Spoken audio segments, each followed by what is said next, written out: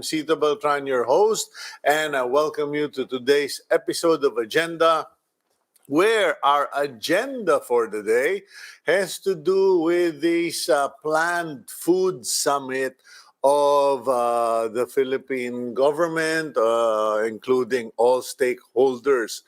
Magkakaroon daw po ng food summit. Pag-uusapan po, hindi lang daw po presyo ng baboy at manok, kung hindi pati na yung food security.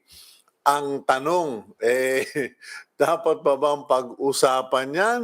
Or may mangyayari ba pag pinag-usapan yan? Because, talking is one thing, having a summit is one thing, but the question is, what actually gets done? Because as far as I can remember, ever since this African swine flu or African swine fever hit the Philippines, there's so many people in the agriculture sector that have already given so many suggestions. Unfortunately, medyo marasyadong masalimuot. There's too much politics and bureaucracy involved, and not just the Department of Agriculture, because the instinct is to focus on the Department of Agriculture, but unfortunately there are other departments, executive department, Malacanang, Congress, that gets their fingers in the pie, and of course pati na rin yung mga stakeholders. So can they actually get along when they do that summit? And can you solve a country's problem that has been malingering for years, if not decades, in a 1 or 2 day summit, especially something that is done online? Naku po, tingnan natin yan. But in any case, today is February 16, 2021. It's a Tuesday. Welcome to the show. And for today, we will be speaking with Senators Francis Kiko Pangilinan, who chairs, I think he still chairs he was in the Committee on Agriculture, and Mr. Rosendo So, one of the most prominent activists, kung tatawagin natin siyang activist, for concerns in the industry. He is the chairman of Samahang Industriya ng Agrikultura. And even before the start of the program, he was already talking about alternatives to the problem and stuff that can be done. Of course, Rosendo So has not changed his tune. Doon po nyo malalaman yung mga taong committed sa isang bagay. Ako, lagi ko sinasabi sa mga kaibigan ko, wag nyo nang hintayin magbago yung kanta ko. But as far as I'm concerned, I will praise the Lord, I will speak of the Lord, and I will share what I have learned as a Christian from the Bible. Now, Rosendo So, for his part, has always talked about the hog industry, has always talked about agriculture. He is committed. And even Kiko Pangilinan, while he is a lawmaker, his heart is in agriculture. So, yun po, no? Pag tayo ay maghahanap, if we look for people to listen to, I think it's important that you should check on what their song is in life, what their song of life is, or what their commitment is. Kasi may mga kilala po ako dyan, marami kayong makikita lately, mga taong depende sa audience, iba ang pinipiling kanta. Parang nasa karaoke ba? Pag nakita nilang magagaling yung kasabay nila, medyo tinotone down nila yung kanilang bibiritin. Alam nyo po, sa Pilipinas, ganyan na po ang nangyayari dahil nag-umpisa na ang kampanya. Marami nang nangangampanya. Okay, so pakinggan ninyo yung kanta nung inyong kausap. Consistent or inconsistent? Speaking of consistent, let us go to the front page of the most consistent newspaper in the country. Lagi pong nandiyan dyan pagdating sa balita, tabla, maayos, malinis, at malalim. Philippine Star. The front page of the Philippine Star. The reopening of cinemas in general community quarantine areas, including Metro Manila, has been deferred to the 1st of March. Yan ang ba sinasabi ko about consistent. This to give time to local governments to craft specific implementing guidelines, while some mayors previously expressed concern on the IATF ruling, saying that cinemas may cause further transmission of the virus. Ito po yung problema dyan. Kasi siyempre, yung mga mayor, nasanay na sila eh. Parang, sara na lang natin, iwas pusuin na yan, para wala nang dagdag problema, let's just close everything. How can you close everything if you don't have money to give your constituents? Wala kayong mabibigay na sustento, abuloy o panggasto sa mga tao at sila'y nakatunganga sa bahay. Ano mangyari?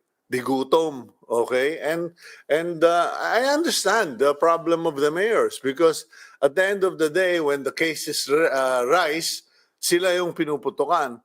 But we need to learn to deal with this. Hindi po yung live with COVID-19. I think that's a really off, line. We need to deal with COVID-19, not to run away, not to deny, not to implement policies that are more expensive, more destructive than the disease itself. Kasi naiwasan naman eh. Napatunayan nga raw, sabi ng mga bishop sa Catholic Church, nagtraslasyon sila. Hindi naman daw nagtaasan, etc. So anyway, we will go find out about that later. One thing that Metro Manila mayors did agree to do is allowing teenagers aged 15 to 17 back outdoors. Yan. Nako. With the exception of Marikina Mayor Marcy Chodoro, who said that his city is against this decision. Ito nga po, damned if you do, damned if you don't. Pero, alam nga namang mabaliw yung mga bata natin. Alam nyo, yan ang problema in public governance. You have to make decisions. You simply have to create the system. Ito kasi ang nangyari, they just make policy decisions or someone will have a resolution and it is decided upon. Instead of a thorough investigation, research, analysis, evaluation, and then, sige, gawa na kayo ng mga rules natin. Then, sige, announce yun. Hindi katulad nitong urong-sulong. Anyway, congratulations to the 15 to 17. Makakalaya na kayo. Sana po hindi magkabuntisan dyan. Sorry, I don't want to be gross, but one problem right now is teenage pregnancy. And now that we're going to release these kids, I hope you parents are speaking with your children regarding these matters para naman hindi yung pag nakawala, next problem is not COVID-19, but unexpected children. Okay, in other news, one of the new UK variant cases is linked to an employee of the Metro Rail Transit or MRT. The UK variant case is a 46-year-old woman who has an offspring working at the MRT depot where there was a reported cluster of COVID-19 cases. The MRT employee is now undergoing quarantine as investigation by the DOH continues. Yan po yung katakataka dyan sa MRT na yan. Alam nyo po, namatayan na nga sila ng boss nila, namatayan sila ng boss nila. Ang dami pong nagkasakit na dyan ng mga empleyado ng MRT. And you would think that, they will put a stop to the MRT first until we figure out what the problem is. Pero hindi. Parang, sige, patakbuhin nyo, kailangan natin. Yung pala, doon na sila nagkakahawahan-hawahan. Anyway, okay. So, and finally, the Malacanang Defense, President Rodrigo Duterte's demand from the U.S. to quote-unquote pay to keep the visiting forces agreement. Pala says it's not extortion as the Philippines can become a valid military target because of presence of American troops. Ang tawag dyan, pag gusto may paraan, pag ayaw maraming dahilan, okay? But here's the question that a lot of people are probably asking right now. Okay, valid. You want to charge the US for to visit? parang ano no, parang hiningan mo ng visa okay? Visit and do military exercises for our benefit. What about China? What are you charging China for occupying our islands, okay? Etc. 500,000 vaccines, 2 bridges, and undelivered commitments. Sorry po, no, pasensyahan na kasi medyo, kung pwede lang din, lahat, zero, wala na. Para walang masabi. Pero pagka ganyang hingian na, magkakatanungan na. Ba't sila? Ba't yung China? Ano sinisingil? Anong binabayaran ng China sa atin? In any case, opinion ko lang po yun. Pasensya na kung may pagkapiloso po ako. Kanya lang medyo it leaves a bad taste in the mouth when you are going to use this and defend this, I mean, in any case, let's go to our job. Let us concentrate on being professionals. Let us begin our interviews. We have with us Senator Francis Kiko Pangilinan, member of the Senate Committee on Agriculture, Food, and Agrarian Reform. He was also the Food Security Chief under the Noynoy Aquino or Pinoy Aquino administration. Senator Kiko, good morning, sir. Hi, good morning Cito, and to your viewers, magandang umaga, at kay Sendong, magandang umaga din sa ating lahat. Okay, kanya ko po na pakiusapang imbitahan kayo. I heard that Malacanang is spearheading, or I think responded, I don't know if they're spearheading, but they responded to the suggestion that there be a national food summit. Medyo marami akong kilalang nasa agriculture sector, napakamot. Parang ilang beses na bang nag-summit pero puro sabit. Ano po ba ang reaction nyo dito sa food summit na ito? What is the good about it and what is the problem with it? Well, nabanggit mo na yung problem. Ang problem dyan is maaring merong mapag-usapan at magandang pag-usapan sa summit na 2 araw, pero baka mauwi lang sa usapan. Pero yung maganda rito is dahil bago na ang sitwasyon sa COVID, in other words, the world is upside down now. I think a summit would be good to be able to discuss new normals and interventions from the stakeholders as well as the policymakers. So I welcome the food summit in the context of COVID and how we should be able to understand moving forward ano ang dapat gawin. Hindi na pwede yung dating gawi. Nagkaroon talaga ng panibagong sigla ang interes sa pagkain at pagtatanim, plantitas. So we should be able to bring it to the next level. The summit will be a good starting point precisely because we are facing something unprecedented. And therefore, kinakailangan natin ng panibagong pagtingin sa mga ginagawa natin. Pero yun nga, what may not be good about it is how far will we go from what was discussed and what was agreed upon sa summit in terms of actual implementation and actual paradigm shifting. Kailangan mag-shift ng paradigms. Otherwise, hindi uubra at magkakaroon tayo ng tuloy-tuloy ang problema ng gutom, tuloy-tuloy itong problema ng kawalan at yung inflation. Kaya dapat talaga magkaroon ng ganitong summit pero maliwanag na kailangan pag-usapan yung panibagong paraan para harapin itong problema ng COVID. Okay, for the last so many years, ang direksyon ng gobyerno, and even in the past administration, I have to be fair, ang nagiging direksyon ng mga economists and policymaker is importation.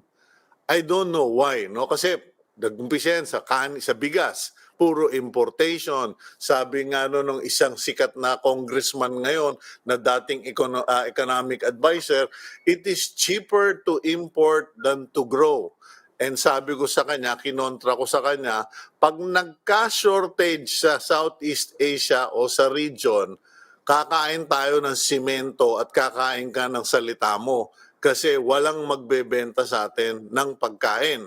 And it happened. And he actually, ate his words and he said, you're right. Vietnam won't sell rice, Thailand won't sell rice, etc.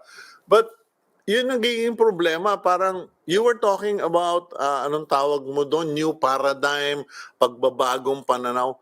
If you were in a position to actually influence the outcome, what kind of new paradigm shift would you suggest and what kind of program should come out of this summit? Well, the shift that we've been pushing for since I started my agriculture advocacy. If you want to secure your food, you provide security for your farmers and fisherfolk. In other words, ang number one resource mo sa sektor ng agrikultura ay yung human resource. Yung mga nagtatanim, yung mga nangingisda. Sila ang dapat maging focal point ng anumang intervention at dapat pegged sa pagtaas ng kita ng farmer at fisherfolk. Last week, I was just attending a consultation of the Agriculture Training Institute dito sa usapin ng Decade of Family Farms, sabi ng UN. And they made a presentation. And maganda naman yung presentation nila in terms of how are we going to support family farms. Because 80% of the world's produce is actually coming from small land holdings, family farms. Ganun din sa Pilipinas, subsistence farming, ang average farm size is 1.5 hectares. Maliliit na farms.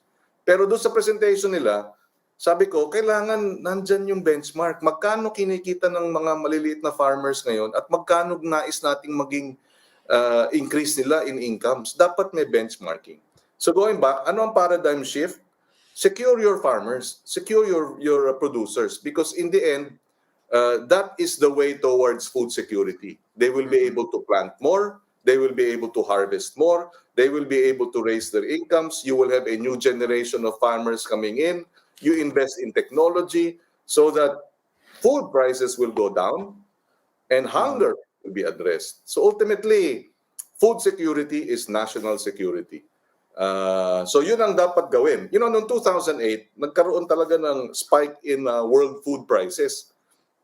At yun ang nangyari. Tama yung sinabi mo. We had money to buy for rice, but nobody wanted to sell. At that time, $1,000 plus per metric ton ang bigas. When today, it's about $400. So you can imagine, today, COVID is also affecting us. We may have the money to buy, but those who will sell the food may not want to sell their rice. That happened in 2008. It can happen again. Last year, Thailand and Vietnam suffered the worst drought in the last 30 years. Bagsak din ang kanilang production. So we go back to our farmers. We provide them the necessary support. We provide them the necessary intervention so that tataas ang kita nila, gaganda ang ani nila, at babagsak ang presyo ng pagkain at ang supply ng pagkain dadami. I agree with you 100% that we need to secure our farmers. Ang tanong, paano natin gagawin yon when the existing mindset, pag-iisip dito sa bayan, para matulungan natin ang magsasaka, magbababoy, magmamanok, ito, pautangin namin kayo ng mababang interest o zero interest payable in 3 years. Alam mo, marami naman akong sinusuportahan sa DA, may mga kaibigan tayo, ewan ko kung in-excommunicate na ako this week. Pero sabi ko, maniwala kayo, sinong baliw ang uutang para mag-umpisa ulit ng babuyan pag tinamaan ka na ng ASF? Ako, naglalaro lang ako. Akin, backyard piggery lang. Sinara ko na, ayoko na. Sabi ko, gawin ng kulungan ng manok yan o kulungan ng tutobi. Pero hindi ako uutang, and that has been expressed by others. Parang, anyway, I don't want to lecture here, Senator, no? I just noticed that ang patakaran, magpautang. And, Dapat nga, yeah, that's correct. Dapat nga i-shift, in fact, i-shift sa insurance, no, yung bulk of that fund. Ano ibig sabihin ng insurance? They can claim.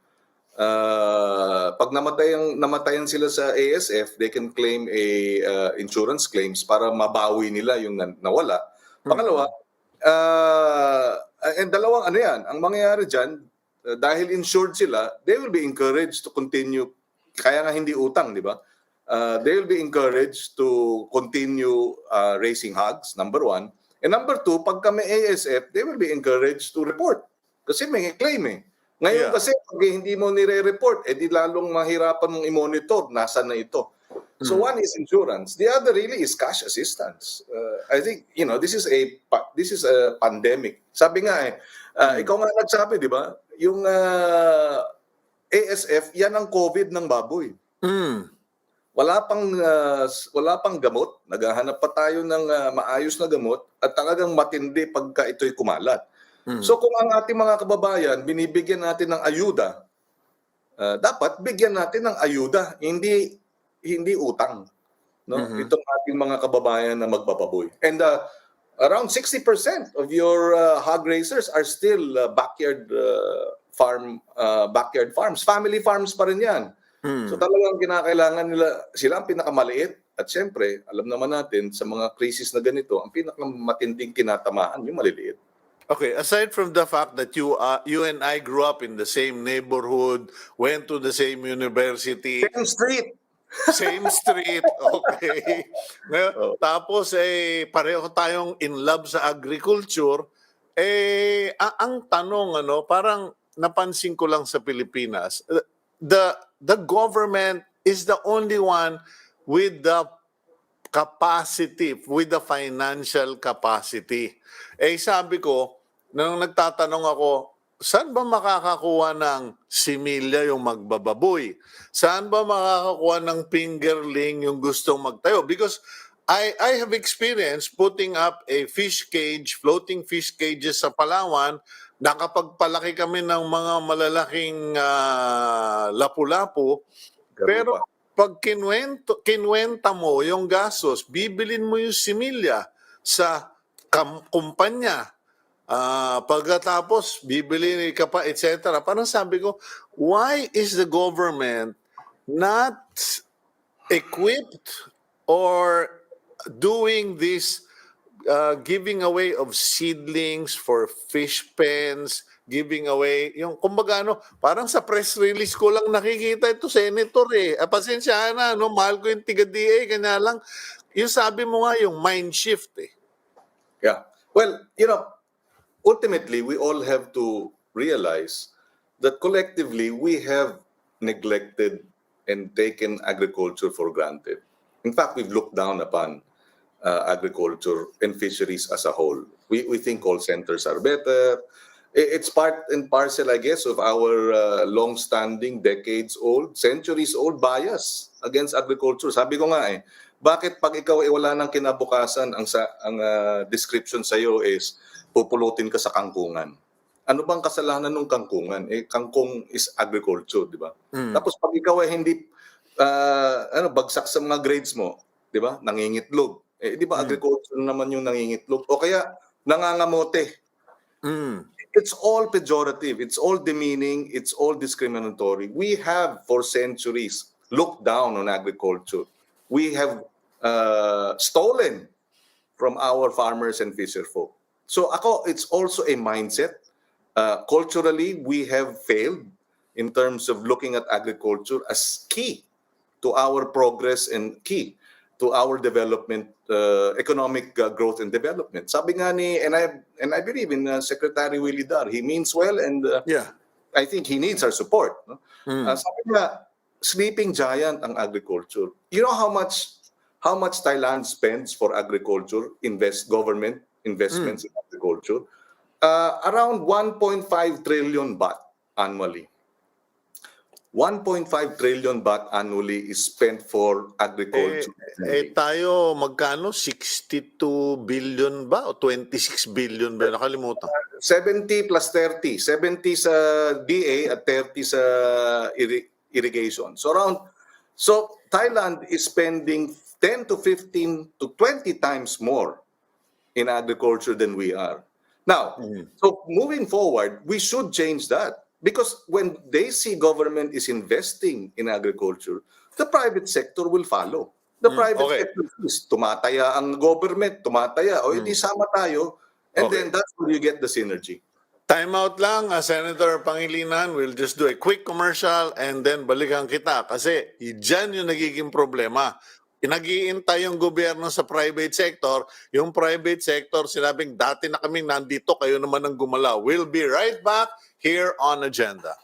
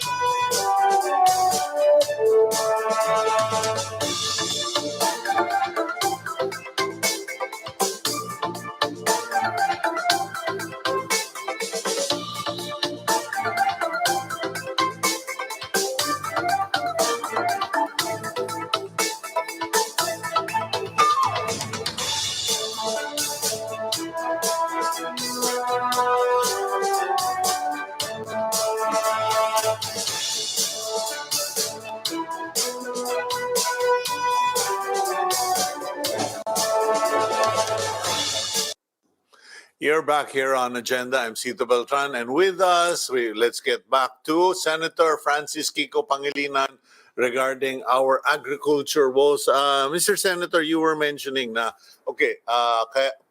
if government invests, you were using Thailand as an example. They invested 1 trillion plus baht, which is equivalent value to the Philippines anyway. But compared to us, 100 billion, medyo ang laking diferensya no? Kulang, maraming zero yon. Yeah. And Thailand, as a result of that investment, nakinabang yung automotive industry, their food exports, their people had cheaper food, etc. They are exporting around $40 billion worth of agricultural products, and we're exporting around 6 billion, 5 to 6 billion worth. So you can see we are dwarfed by them. Sabi nga nung iba, tayo pa nagturo dyan eh. Correct. Sa atin pa nag-aaral yan dahil nung una, di ba, hindi sila marunong mag-English. So sa UP nag-aaral yan, sa FEU, sa FIAT, sa lahat natin tapos sila, ginamit nila yung napag-aralan nila. Tayo, hindi pa. And when the people power revolution happened, many of our technicians or experts migrated abroad kasi hindi rin nila alam kung anong mangyari sa Pilipinas. Nakuha sila ng Thailand, nakuha sila ng Vietnam, at sa kanila napunta yung technology sa lapu-lapu, sa crab racing, sa patis, etc. Which brings us back to your point earlier, di ba? Bakit? Ako, pretty much, the long and short of it is, the difference between their countries, Malaysia, Vietnam, Thailand, and the Philippines, is that they value their farmers and give them the respect and support that they deserve. We don't. Collectively, as a society, as a people. In fact, we look down. Sabi nga ni Frankie, when she was 9 years old, she's 20 now. When she was 9 years old, and I was my first year in the agriculture sector. Sabi niya, we should treat our farmers like our parents because they're the ones who feed us. But if you look at all the scams and all the corruption scandals, the biggest ones are from in agriculture. So, it's an indictment of our society that we steal from our parents. Mhm. Okay. Anong klaseng anak ang magnanakaw sa kanyang ina o sa kanyang ama? Hindi ba? Okay. Yun ang nangyayari dito dahil dapat tinatrato nating mga magulang ang magsasaka, pero yung pondo na dapat napupunta sa kanila binubulsa. Hindi tama. But who can fix the problem? Kasi I know for a fact kayo ni Senator Villar, ikaw at yung mga ibang kaibigan natin, talagang hindi kayo tumitigil, hindi kayo nagkukulang mag-check dito sa mga problema sa agrikultura, and you yourself have said that Secretary William Dar is a good guy, he's a competent guy. Pero it seems that it takes more than people. I get the feeling that the system has broken down, and someone really needs to come in and say, okay guys, time out. May problema tayo, yung pamamaraan natin mali-mali. Sabi ni Senator Pangilinan, yung ugali natin at pagtrato natin sa mga magsasaka at maghahayop ay kaayupan. Who can step in? What can be can a food summit, a 2-day food summit solve this? Well, not immediately, but sabi nga nila, we have to keep at it, di ba? Until finally we get the message across. But yeah, it's a function of leadership in the end. Dapat talaga ang mga leader, alam mo, si King Pumipon ng Thailand, just to give you a sense, no? When he was still alive, yung kanyang Bangkok 50-hectare palace, he dedicated about 5 to 7 hectares sa demo farms for dairy, livestock, rice, vegetables. It's the equivalent of the Malacañang golf course being transformed into a demo farm. Front and center ang priority at binibigyan ng kahalagahan ng farmers and ng fisher folk. Even in the United States, I remember this because I was there in Washington, D.C. in 2013. After nagkaroon ng government shutdown, national government shutdown, dahil hindi magkasundo sina Obama at yung Republicans na kontrolado yung House and Congress. The first bill that they passed was a farm bill of $500 billion for 5 years. $100 billion a year for 5 years was for farming and agriculture. Talagang unless you are able to feed your people, you will never be a powerhouse country. You will never be able to stand up. In fact, sabi ng king ng Thailand, the backbone of the nation is the farmer. Which is to say, unless your backbone is strong, you cannot stand. Di ba? Hindi ka makakatayo ng upright. Lagi kang nakayuko. And yan ang nangyayari sa atin. So, and there is hope. When I was in my first term in the Senate, ang budget ng infrastructure natin, public works, was only 70 billion. Today, it's 700 billion. But that's only infrastructure for public works. Hindi pa yung kasama yung infrastructure for DOTR. So, kulang-kulang we did. In the last 15 years, we were able to increase the infrastructure budget tenfold, 10 to 15 times more. I think the same should be done for agriculture in the next 10 years. Oh, okay, We but have to increase our agriculture spending 10 to 15 times more. okay, And it requires direct vision and leadership. Yeah. I agree with you on that, Senator Pangilinan, but I also get the impression, baka naman mali-mali na naman ako, alam mo naman yung kaibigan mo, no? Mali-mali kung minsan. Pero I get the impression that every time William Dar goes to Congress and asks for a budget, his budget gets chopped up. Parang there is no solid, there's no unity among legislators na, teka, pare, gastusan natin to kasi mga apo natin ang magbabayad ng mahal na pagkain at puro imported na pagkain. Why is it that Congress does not seem to see your vision or your perspective? Well, it's a challenge kasi nga, decades old, centuries old bias against agriculture that we're fighting. In fact, I was reading through some of the materials 15 years ago sa Malaysia. How did they address the challenges of agriculture. They pointed it out. The structures in agriculture born out of the colonial past were exploitative and were oppressive. Di ba? Bibili ka ng gulay, yung middleman, bibilin yung gulay sa piso, isang kalabasa, isang kilo ng kalabasa. Pero pagdating sa merkado, 25 pesos na, which is only 30 minutes away. So sino yung pumatong nung 10 doble ron? Hindi yung farmer. The farmer continues to be exploited. His produce continues to be binabarat. So bakit siya magtatanim ng mas marami? Kasi malulugi lang naman siya. Magtatanim lang siya para sa panggasto sa araw-araw at para meron siyang makakain. Pero yung sabihin mong tataya niya yung mas marami, ibabarat lang siya. So the structures are still there that need to be overhauled. You know, in Baguio, the Benguet State University, they have a study. By the time their harvests reaches the table, 67% has been lost.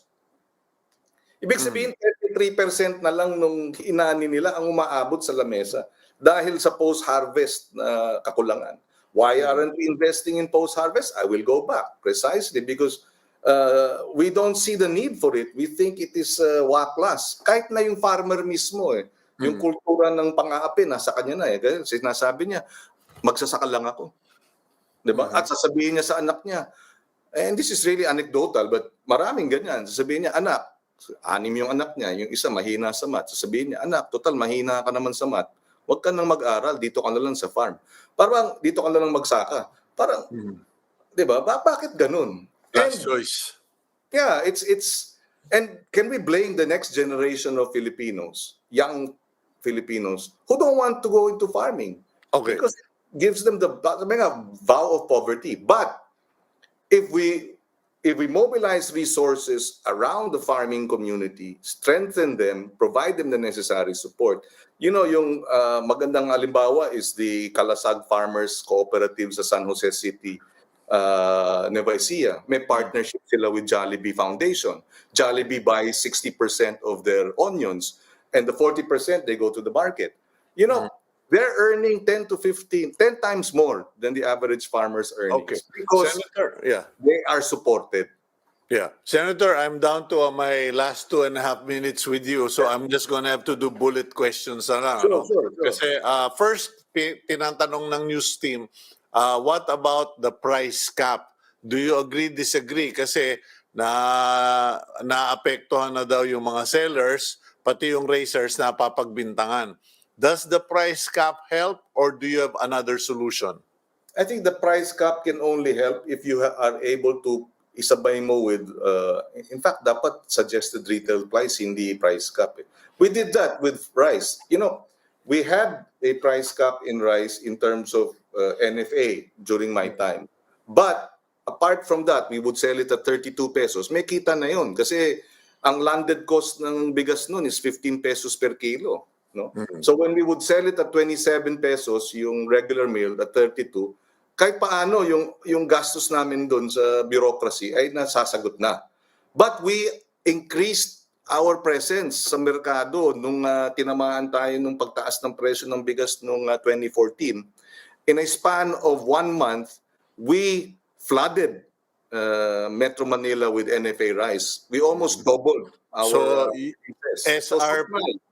SRP, but also augmentation, support, or supply. Supply, and then bantayan yung importation. We need to import pork, pero dapat transparent yung importation, dapat hindi may mga pinapaboran, tsaka dapat tama ang valuation dahil ginagawa technical smuggling. So linisin mo. No? Okay. You know, Kailangan mag-ingay ka ng mag-ingay kasi pag nag-iingay kayo, biglang, uy, may nahuli kaming isang container ng technical smuggling. Anyway, last question ko na lang, Senator.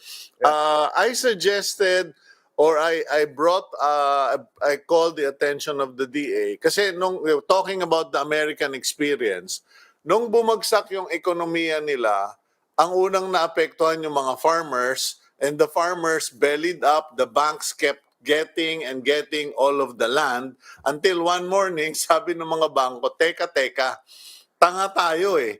kuha tayo, nire-repossess natin yung mga lupa, wala naman tayong alam sa farming. And I suggested that the DA, instead of lending money, should partner with the farmers and and invest and restart yung mga piggeries all over the country. Kasi sila naman yung may expertise, sila yung may cash, yung farmer yun yung daily worker. What say you on those kind of models? No, I agree. There really has to be intervention, government intervention, to shore up support for our hog farmers, lalo na yung maliliit. And it shouldn't be pautang. Although pautang will be one aspect of it, dun sa mga pwede, I think primarily it has to be cash assistance. This is a COVID of the hog industry. You don't just give them, you have to give them cash assistance, Okay. so that pwedeng bumangon ulit, kasi bagsak na yun. Okay, well, Senator Pangilinan, thank you very much once again for your time. And baka one of these days, ma-interview ko naman si Frankie. Kasi balita ako, meron daw walang yang tina-target siya para to get back at you. Pati yung kanyang karir, tinotorpedo. May nagpro-project ng mga peking mga dislike para hindi siya sumikat kasi gusto kang apihin. Gusto ko Lalo sumisikat dahil number one yesterday sa Spotify, yung kanyang isa sa mga singles niya. So it's probably backfiring because people are saying, bakit ba maganda naman itong kanta, bakit dinidislike? So ayun. nagkaroon pa ng positive impact dahil marami pa rin, lalo na sa ibang bansa ang nakikinig. So, ang punong mabunga, pilit na pinupukol. Maraming salamat. sabihin ko sa kanya to guest Okay. when you're okay. Kung kailan pwede. Thank you very much, Senator Thank you, Francis Cito. Kiko Pangilinan. Thank In you. regards to Marisa, we're praying for her. Okay, thank you. Much appreciated, Senator. Okay, yan po si Senator Francis Kiko Pangilinan. Maganda po yung mga sinabi niya. Family farms need to be the focus, number one. Number two, cash assistance to the farmers, producers, lalo na yung mga tinamaan ng mga hog raisers. Number three, government has to partner. And palagay ko naman po, lahat tayo in agreement. Wala pong personality dito. Hindi po ito, it's no longer an issue of tama, mali, who's right, who's wrong, or who's good looking, or who's not. We have to come to realize the system, the agricultural system, okay, is broken and we need to come up with a new approach, new model. Now, let's go to our next guest, the chairman of Samahang Industriya ng Agrikultura or SINAG, Mr. Rosendo So. Kasendong, good morning sa'yo. Cito, magandang umaga sa lahat. Okay, back in the program agenda, and nadinig mo na siguro yung pinag-usapan namin ni Senator Kiko Pangilinan, and we invited you to the program para mapag-usapan itong upcoming food summit. Ikaw ba, naimbita ka na? At ikaw ba ay may pinaghahandang agenda para sa food summit? Wala pa tayong imbitasyon, no? Of course, ang Malacanang will not pass through DA yung invitation, kasi kung pass through DA na naman yung invitation and ang gagawin ng DA is iplanchado na yung gagawin, isasubmit kay presidente, hindi galing dun sa industry yun. Yun ang sinasabi natin. So, kung ganon, baka hindi kami mag-attend yan. Kasi walang kwenta kung ang DA lang submit, hindi makuha talagang ng mga magsasaka and other industry, no? Kagaya niyan, Cito, for example, yung submitted sa Congress na pinag-uusapan nyo. Kung hindi ka naman nag-submit for livestock industry, imagine ang budget ng DA is 67 bilyones, no? And ang livestock is only 2% of the total amount.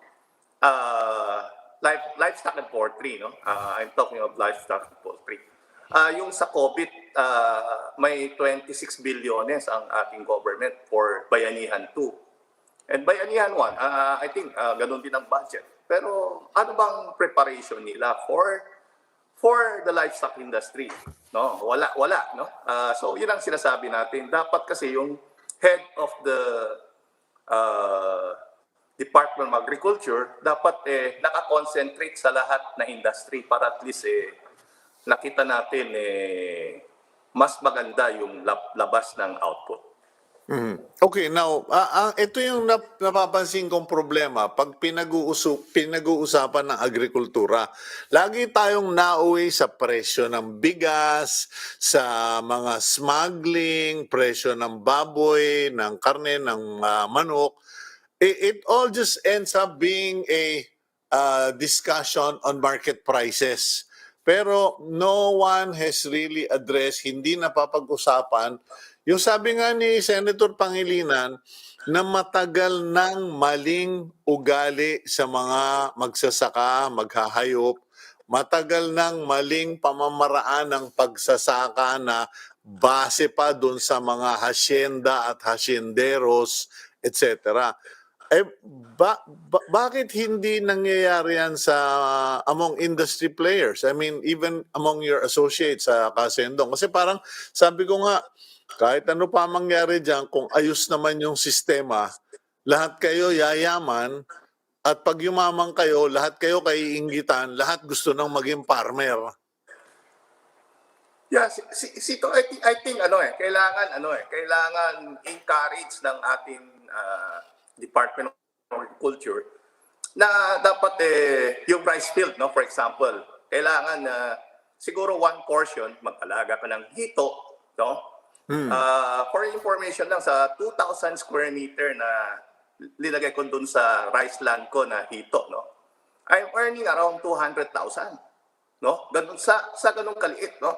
Sa rice 1 hectare hindi ka kikita ng 30,000 sa 3.5 months time. So dapat may alternative na kasama dun sa mga production natin.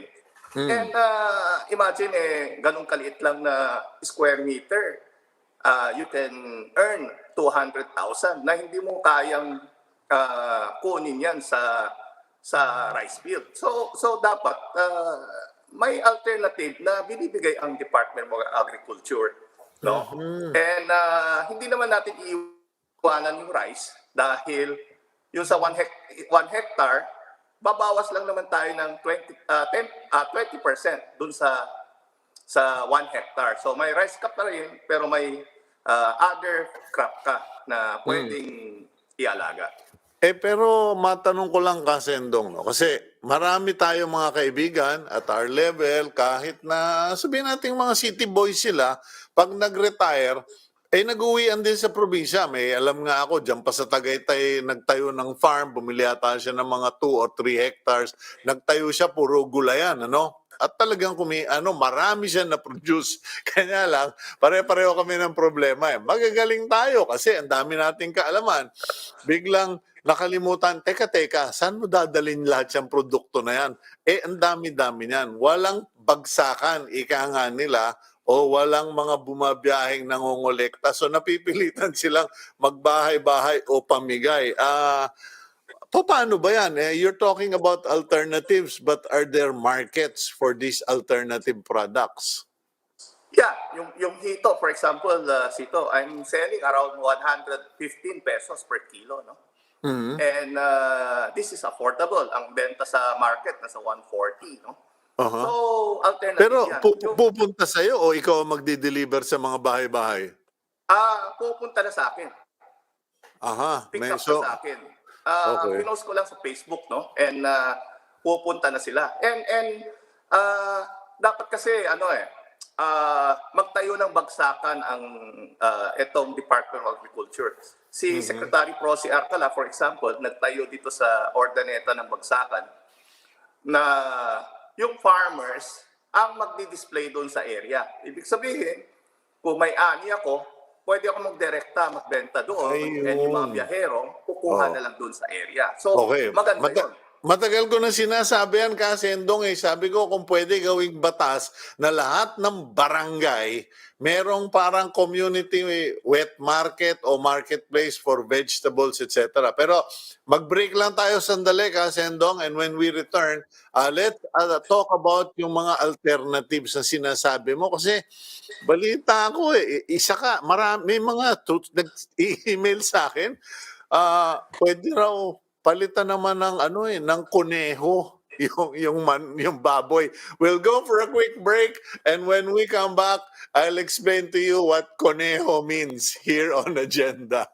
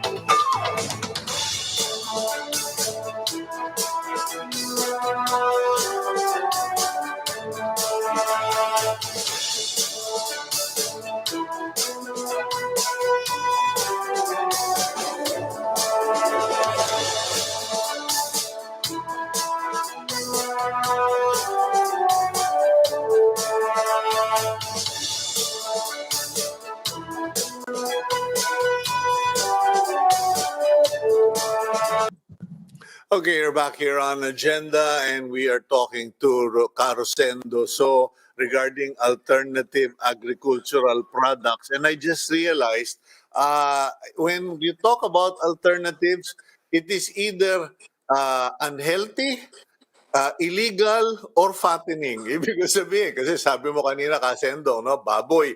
Sa marami nagsasabi, mabuti nga nabawasan yung baboy para bumaba yung mga high blood. Tapos sabi mo, maghito, di ba? So okay ang hito, pero you can only eat so much catfish. At sasabihin ko sana, ako, magpaparami na lang ako ng pansabong. Pero sabi naman ng mga ka-church, Kuyang, bawal yan, illegal yan. Okay, so it is either fattening, illegal, or or unhealthy. Anyway, Kasendong, yung koneho, rabbit racing, ikaw yata yung pangatlong tao this week na nag-mention sa amin ng rabbit racing. Ano ba yung mga alternative products na yan na sinasabi mo? Yeah, ang rabbit, no, sa isang rabbit, kung may inahing kang rabbit, sa isang taon, may 25 kang anak.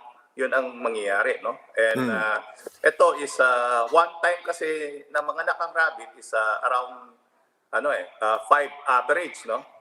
So sa isang taon, makaka-breed ka ng 5 times. So 25 ang pwede mong maging koneho na maliliit. So magandang alternative ito sa food security natin, no? And ang cholesterol nito, ang baba nito, dahil grass, pwede silang kumain ng grass lang And sa umaga siguro yung konting feeds, pero 70% grass ang pwedeng pakainan nito. Kaya mas matipid, no? And ito is pwede sa mga backyard dahil hindi mabigat. So ito ang isang alternative na pwede natin ipasok, Kasito. Pero how accepted is the eating of rabbit or hare for that matter in the Philippines? Kasi parang naisip ko, no, tama ka, dahil kung yung rabbit racing ay papalaganapin sa mga poorest of the poor provinces, malaking source ng protein yan na murang-mura kasi daming damo. Pero marami na bang kumakain ng kuneho sa Pilipinas? So far ang binibigay sa mga cancer patient, of course, no? Kasi ito is walang fat and malinis, no, sabihin natin. And sa mga backyard nakikita natin naglilitson sila, no? And pwede ring iluto ito as pinapaitan, yung mga adobo, no? Itong sinampalukan and other recipe na ginagawa sa mga kambing and tupa, pwedeng gamitin ito, no?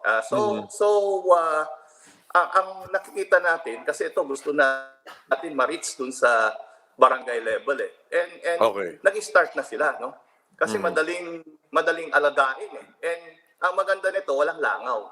Hindi attractive ang langaw dito. So maganda ito dahil damo ang kinakain nito, parang kambing yan, hindi attractive yung mga langaw. Tsaka napag-alaman ko noon sa isang veterinaryo, na-observe lang naman daw niya, na pag meron daw rabbit sa poultry o sa manukan, kung free-range o kaya ay sa abong, hindi daw masyadong marami ang daga kasi akala ng mga daga, pusa yung rabbit. In any case, okay. Balik na tayo. Baka mamaya mabawasan ako ng viewer dahil you are suggesting they eat rabbit eh. Anyway, balikan natin yung food summit, Kasendong. Ano bang suggestion mo maliban sa kung mag-iimbita ang Malacanang, invite all, hindi yung ipoprocess o magkakaroon ng screening. Number 2, pag-usapan yung issue or suggestion ng alternative products. Ano pa? Dapat ang direction ng DA hindi yung import, no? Dahil nakikita natin ngayon ang alternative na lang ng DA is importing, no? Yung ship na sinasabi natin, yung tupa, pwede rin yan alternative na pwede natin ipasok yan at ialaga dahil maski yung dayami. Yung dayami is waste ng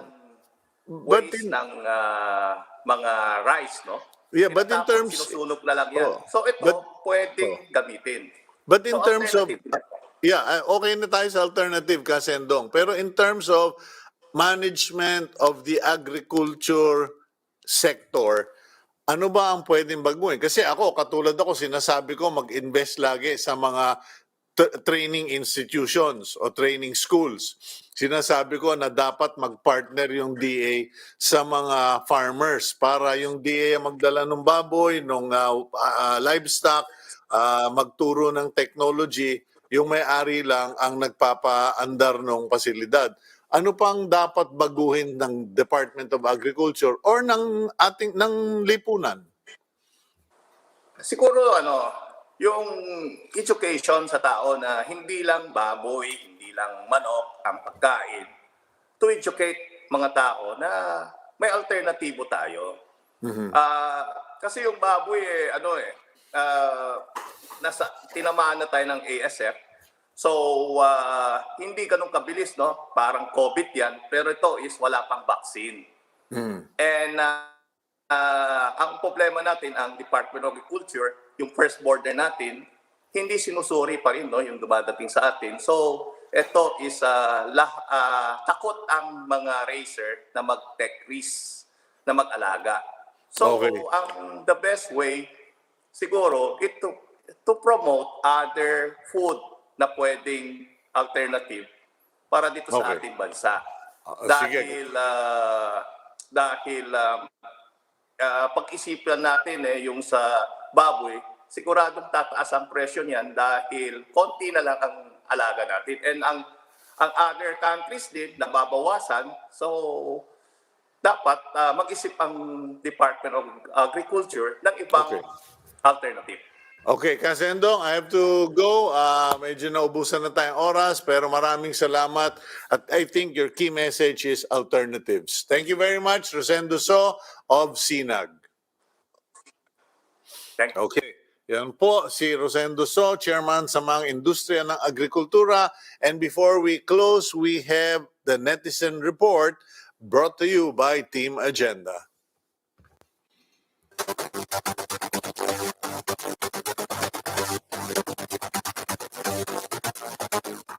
Last week, We ask you if you're in favor of the government's move to impose a price ceiling on pork and chicken products. Netizen Ed Ching says he's not in favor of it. The reason? It will harm the economy. He explained that it may provide a short-term relief to consumers, but it cannot be a long-term solution. For netizen Eric Katian, he thinks maybe it's time to eat more vegetables. Last week, we also discussed with Senator Win Gatchalian the possibility of resuming face-to-face classes. And we ask you if you would send your kids to in-person classes. Netizen Jenny Siu says, not for now. She says sending her child to school can be risky, but she might reconsider if COVID-19 vaccines become available. Netizen Owie Joy AJ is on the other side of the fence, saying yes, she would send her kids to face-to-face classes, but only if health protocols are strictly implemented. In another one of our previous episodes, we discuss vaccines and ask you, how can the government boost public confidence in COVID-19 vaccines? For netizen Adrian Agustin, disseminating right information is key. She adds that the government should be transparent in presenting the benefits of getting the vaccine. For netizen SP Ferrer, politics surrounding the COVID-19 vaccines can affect public trust. Despite this, she clarifies that vaccination should be a priority, as our lives may depend on it. Meanwhile, netizen Mark Duce directed this comment to President Rodrigo Duterte. Mark challenged the president to get vaccinated in public.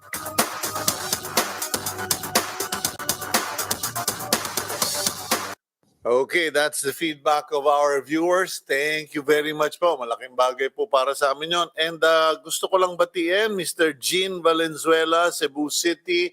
I think Jean texted yesterday, hindi ko lang namalayan. He texted or she texted and nagtatanong yung price nung Covovax vaccine ba yun? And nabanggit naman na mga within the 1,000 peso range per dose daw. So okay na tayo. Anyway, I gotta go. We've gone overtime. Thank you very much for joining us today. Maraming salamat. Kamusta dyan sa mga tropang LPL, kanila Edwin, mga tiga Alitagtag. Thank you very much. Have a good day. God bless all of you.